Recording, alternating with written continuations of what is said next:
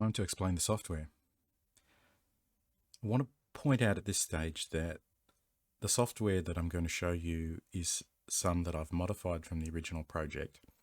And although I'm using it with this Space Invaders game, it's not specific to that.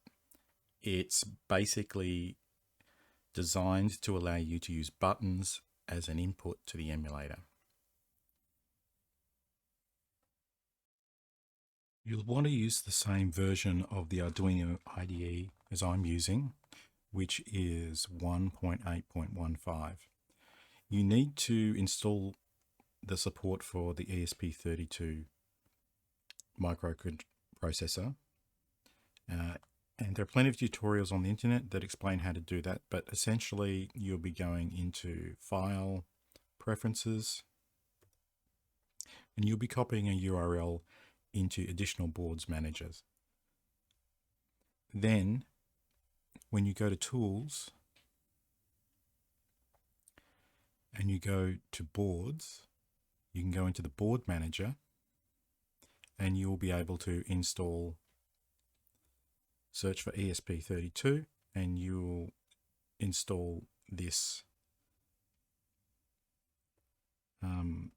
software for the boards. The important thing here is that you need to select the correct version, and the only version that works with this is 1.0.4. It'll probably want to install 2.0.7, and you need to change that. Otherwise, it won't compile. To get started, you need to download the source code. Hit the code button and download zip.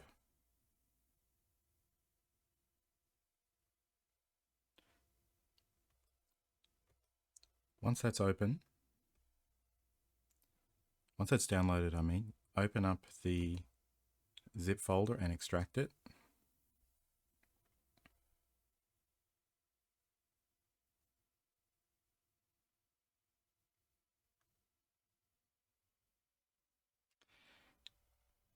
And then you want to rename the folder just to that ESP_8_bit. It's because of the way that Arduino works. It wants the sketch to be in a folder of the same name. So if we go into there and we double click on the INO file, it should open up the Arduino IDE. To program the board, simply go to Tools, choose the COM port that your ESP is connected to, and then press Upload. This will compile the software and upload it to the board.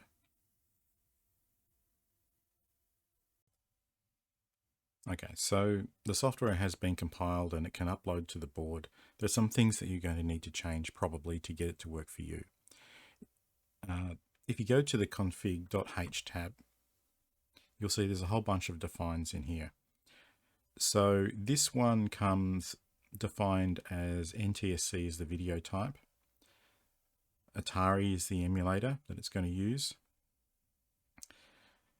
These pins are required by default. So pin 25 is for the video. Pin 18 is for the audio. There's some other stuff in here. And these are the pins that I have defined here. So I've defined button 0 as being the A fire pin. Button B is 21. Start pin is 4. Joystick up is 14, etc. So in order to use this direct button input, you need to go down here and you can see that I've commented out the NES controller, which was the default one for this particular fork that I created, and I've created this define here buttons controller, and this is what turns on all of the code underneath to enable these buttons here to be used as a controller. So just to go over this again, When you get your ESP32, whatever model it is, you need to find some pins that are capable of taking inputs. If you use different pins than the ones that I have done, then you just simply need to change the values in here to match the pins that you have chosen. But you have to look through here and make sure that you're not conflicting with pins that are already needed for the system. I'm going to quickly show you the code that I needed to change in order to make this work. If I go and open up the ir_input.h file, which is in the source src folder, if you look for buttons_controller, you can see the code that comes into play when you compile it with that option. Now, I copied and pasted this basically from the NES controller section, and I just reworked it to work for myself. So I've written the code here as simply as possible for somebody to understand, I hope. But basically what happens is that it does a digital read of the pins. So for instance, digital read 5 pin, and it says, it compares it to whether or not it's low or not. So when that pin is pressed, I don't know if I explained that to you. I'll go back to the sketch. So in the actual sketch, if you go down to the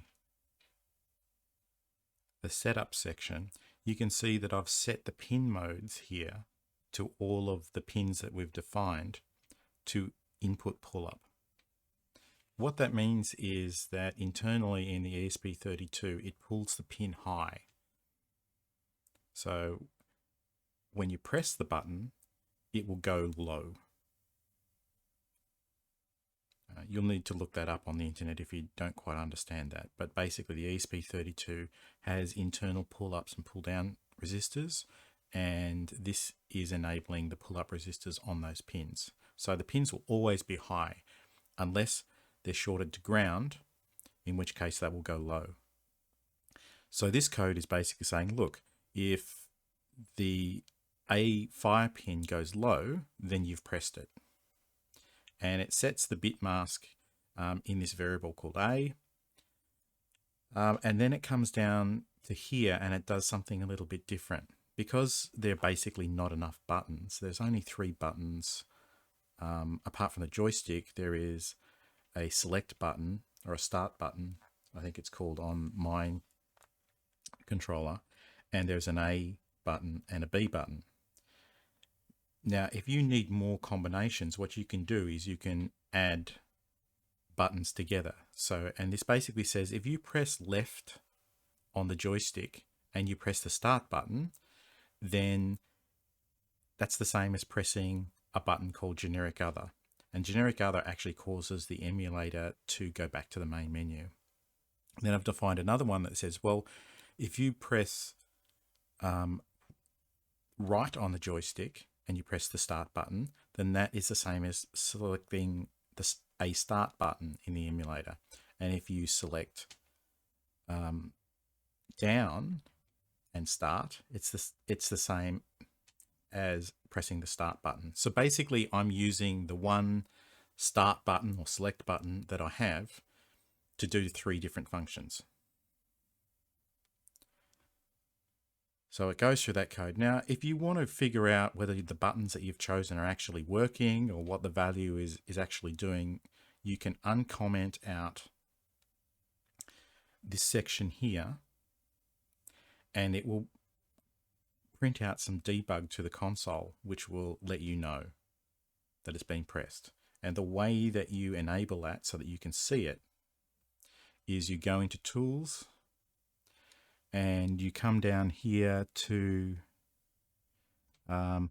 Core Debug Level and change it to Verbose. When you do that and you open up the serial monitor, when you press the different keys on the controller, it will print something out to this debug console. So let's say that you want to change the pins that you're using for the input for whatever reason. What you do is you'll go in here and you will change the pins here, the values of the pins here. You'll recompile the software. You will upload it to the board. Then you'll come down here and you'll make sure that the debug level is set to verbose. You'll go into this IR input.h file. You'll find this section and you will comment this out, save it, and then you'll need to recompile and upload it to the board. Once you've done that, when you open up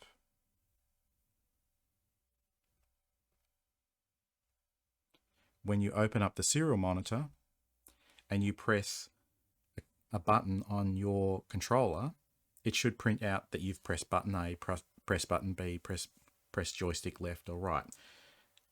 If nothing comes out at all, it means that the pin that you've chosen isn't capable of being used as an input with the pull-up. If you press button A and it says you've moved joystick to the left, then you just need to go back into the config.h and swap the buttons around so that the pin number is associated with the buttons. I'll show you some examples of the output that you get when you press the different buttons. There's button A, button B, start button, up, down, left, right. And then if I hold down the start button and go left, go up, go right, go down. You can modify the code to do whatever you want when you press those buttons. That's it. So if you liked what I did, please subscribe and press the like button. If you have any questions, put them in the comments and I'll do my best to answer them for you.